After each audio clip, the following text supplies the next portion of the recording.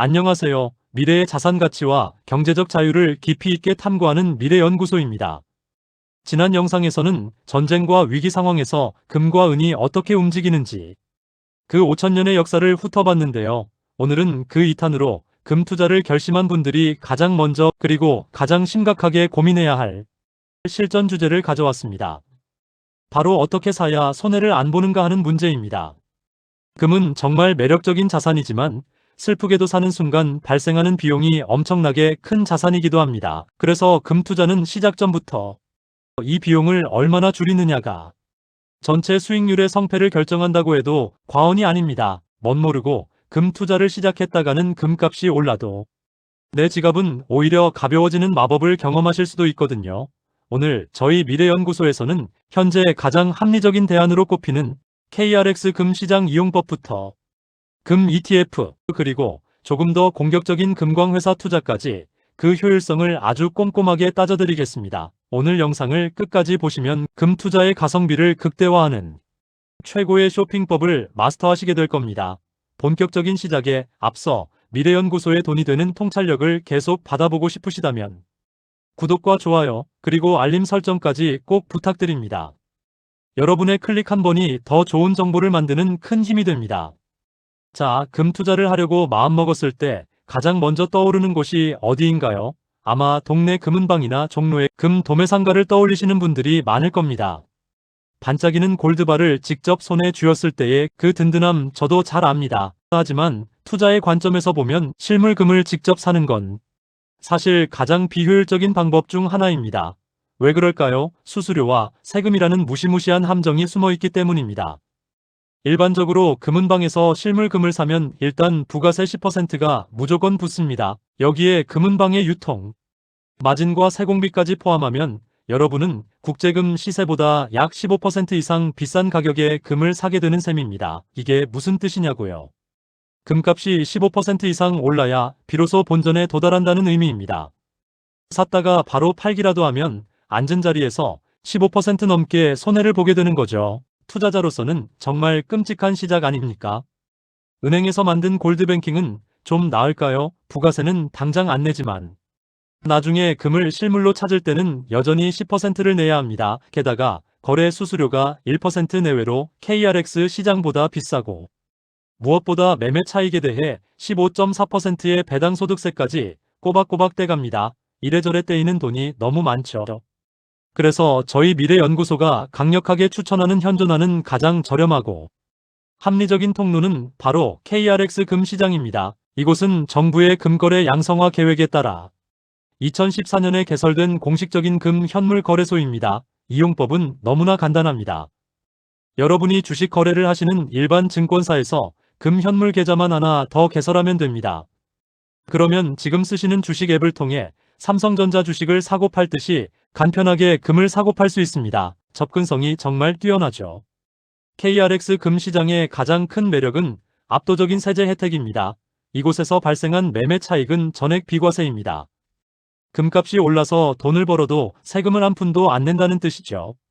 일반 금 펀드나 ETF가 수익의 15.4%를 세금으로 떼가는 것과 비교하면 수익률 보전 측면에서 독보적입니다. 또한 금융소득 종합과세 대상에도 포함되지 않아서 고액 자산가들에게도 아주 매력적인 절세 창구로 활용되고 있습니다. 부가세도 당연히 면제됩니다. 단, 나중에 금을 실물 골드바로 인출하고 싶을 때만 10%의 부가세와 인출 수수료를 내면 됩니다. 인출하지 않고 앱에서만 사고 판다면 수수료는 0.3% 내외에 불과합니다. 금은방의 15%와는 비교조차 안 되는 가성비죠. 또한 KRX 시장은 소액 투자가 아주 쉽습니다. 보통 금이라고 하면 큰 덩어리로 사야 한다고 생각해서 부담을 느끼시잖아요. 하지만 KRX 시장에서는 1g 단위로 거래할 수 있습니다. 2026년 현재 금 시세가 1g당 20만 원을 훌쩍 넘어서 과거보다 부담은 커졌지만 여전히 한 돈이나 10돈 단위의 실물 거래보다 소액으로 접근하기가 훨씬 용이합니다. 불필요한 외식이나 여가 비용을 조금만 아낀다면 매달 1g씩 금을 적립해 나가는 금 모으기가 충분히 가능한 구조입니다.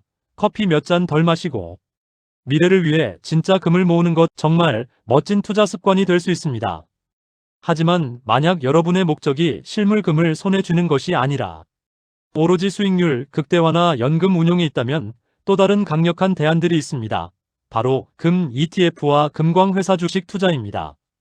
먼저 금 ETF는 개인연금이나 IRP 그리고 ISA와 같은 절세계좌 내에서 운용할 수 있다는 아주 큰 장점이 있습니다.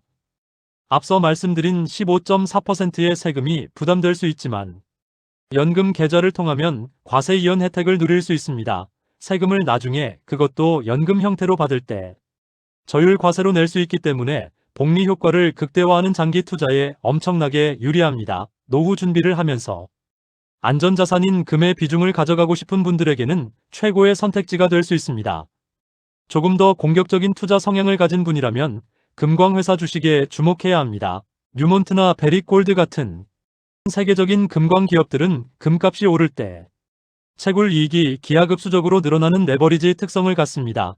쉽게 말해 금값이 10% 상승할 때 우량 금광주의 주가는 2배에서 3배 이상 뛰는 경우가 허다합니다. 게다가 금 자체는 이자나 배당이 없지만 금광회사는 열심히 일해서 번 돈으로 주주들에게 현금 배당을 지급한다는 점도 아주 매력적인 요소입니다. 금값 상승의 수혜를 보면서 따박따박 배당금까지 챙길 수 있는 일석이조의 투자처인 셈이죠. 하지만 저희 미래연구소는 언제나 냉철한 경고를 잊지 않습니다. 금은 안전자산의 대명사로 불리지만 투자 과정에서 반드시 주의해야 할 변수들이 존재합니다. 첫째로 국내 가격 왜곡 현상, 일명 김치 프리미엄을 조심해야 합니다. KRX 시장을 이용할 때 가장 주의해야 할 점 중 하나입니다. 국내 투자자들의 매수세가 일시적으로 너무 많이 몰리면 국내 금 가격이 국제 금 시세보다 3%에서 5% 정도 비싸게 거래되는 왜곡 현상이 빈번하게 발생합니다. 남들보다 비싸게 사는 셈이죠. 따라서 금을 사기 전에는 반드시 국제 시세와 비교해보고 프리미엄이 너무 높지는 않은지 확인하는 절차가 꼭 필요합니다. 둘째로 금은 배당 없는 자산이라는 점을 잊지 마세요. 역사적 통계는 금이 결코 무패 자산이 아님을 경고합니다. 1980년부터 1999년까지 금값은 무려 20년간 장기 하락 및 정체기를 겪었습니다. 만약 이 시기에 전 재산을 금에 투자했다면 20년 동안 이자 한 푼 못 받고 자산 가치가 깎이는 것을 지켜만 봐야 했을 겁니다. 결국 금 투자는 단기간에 엄청난 수익을 쫓는 게임이 아닙니다. 내 전체 자산의 10% 내외만 유지하며 가격 변동에 일희일비하지 않는 적립식 접근이 가장 안전하고 현명한 방법입니다. 금 투자는 수익을 내기 이전에 종이돈의 가치 하락과 예상치 못한 위기에 대비하는 가장 강력한 보험이라는 사실을 잊지 말아야 합니다. 오늘 저희 미래연구소가 준비한 내용이 여러분의 스마트한 금 쇼핑에 도움이 되셨나요? 무턱대고 사는 금이 아니라 비용을 따져보고 가장 합리적인 방식으로 모아가는 금이야말로 진정한 안전자산이 될 것입니다. 오늘 내용이 유익했다면 다시 한번 구독과 좋아요 부탁드립니다. 여러분의 성공적인 자산 관리를 저희 미래연구소가 언제나 응원하겠습니다. 긴 시간 함께 해주셔서 정말 감사합니다.